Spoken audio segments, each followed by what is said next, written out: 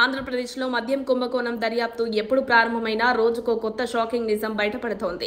ఆర్థిక కుంభకోణంగా ప్రారంభమైన ఈ వ్యవహారం ఇప్పుడు భారీ స్థాయిలో బంగారం కొనుగోలు, విదేశాలకు తరలింపు లాంటి మలుపులు తీసుకుంది. లిక్కర్ స్కామ్ నడుమ 1000 కిలోల బంగారం దుబాయ్ చేరిందన్న ఆరోపణలు ఇప్పుడు రాష్ట్ర రాజకీయాల్లో హాట్ టాపిక్ అయ్యాయి. ప్రముఖ సినిమా కేజీఎఫ్ లోని గోల్డ్ స్మగ్లింగ్ సన్నివేశాన్ని తలపించేలా ఇదే తరహాలో ఏపీలో బంగారం విదేశాలకు తరలింపునకు సంబంధించి పలు ఆధారాలు వెలుగులోకి వస్తున్నాయి. ఈ స్కామ్ వెనుక ఉన్న రాజ్ రెడ్డి టీం సహా డిస్టిలరీలు, మద్యం కంపెనీలు మొదట 400 కేజీలు, ఆ తర్వాత మొత్తం 1000 కేజీల బంగారాన్ని ముంబై, హైదరాబాద్ వంటి నగరాల్లో కొనుగోలు చేసినట్లు సమాచారం.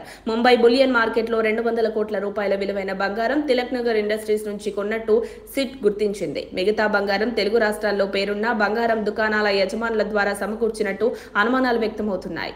ఈ మొత్తం బంగారం విదేశాలకు తరలించబడి అక్కడ నగదుగా మారి తిరిగి ఇండియాలో రియల్ ఎస్టేట్, సినిమాలు, హాస్పిటల్స్ లాంటి రంగాల్లో పెట్టుబడిగా ఉపయోగించబడినట్టు ఆంధ్రప్రదేశ్ అధికార వర్గాలు భావిస్తున్నాయి.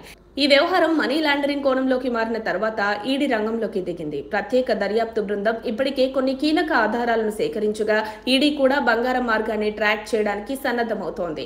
ఇంకా మజిలీ ఏంటంటే ఈ కుంభకోణం వెలుగులోకి రాగానే ఏపీ బేవరేజెస్ కార్పొరేషన్ కి చెందిన పలు కీలక ఫైళ్లు మాయమయ్యాయి. కొన్ని అనుమానాస్పద ఉద్యోగులు ఈ విషయాన్ని పోలీసులకు తెలియజేయగా అక్కడి నుంచి అసలు దర్యాప్తుకు తెరలేగింది.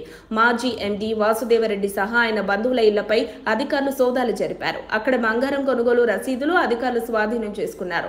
ఒక్కొక్క రసీదులో కనీసం 10 కేజీలకు పైగా బంగారం కొనుగోలు చేసినట్టు స్పష్టమవడంతో మొత్తం 1000 కేజీల పైనే బంగారం సమకూర్చినట్టు తేలింది.